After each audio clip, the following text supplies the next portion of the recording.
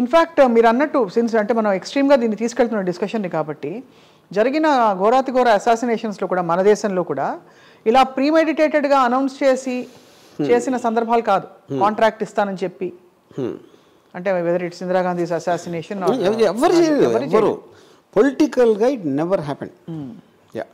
So now that అంటే this thing Hess come out in the open and you approached DGP ఏమన్నారు sir? ఏమన్నా will you share with us? See, obviously నేను ఇచ్చిన complaint చెప్పాను సారాంశం.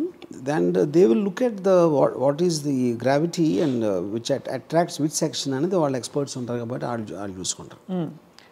So ఇది మాకు తెలిసినంత వరకు దాదాపు సీరియస్గా దీన్ని పరిగణిస్తే ఆల్మోస్ట్ 7 సంవత్సరాలు జైలు శిక్ష పడొచ్చని కొంతమంది లీగల్ ఎక్స్పర్ట్స్ అంటున్నారు మేము మాట్లాడినప్పుడు.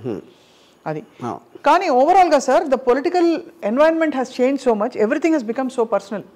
What is your comment on that? మీరు వ్యూహం సినిమా తీశారు కాబట్టి అడుగుతున్నారు. అది I think it's a very obviously unhealthy thing అది.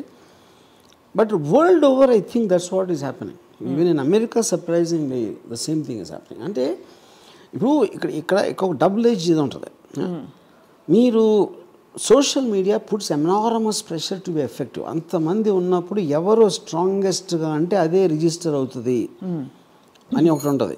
సో అప్పుడు ఈ శ్రీనివాసం అయితే ఏం చేస్తున్నాడు, నేను ఇంత షాకింగ్ థింగ్ చెప్తే అందరికీ నోటీసులోకి వచ్చేస్తాను.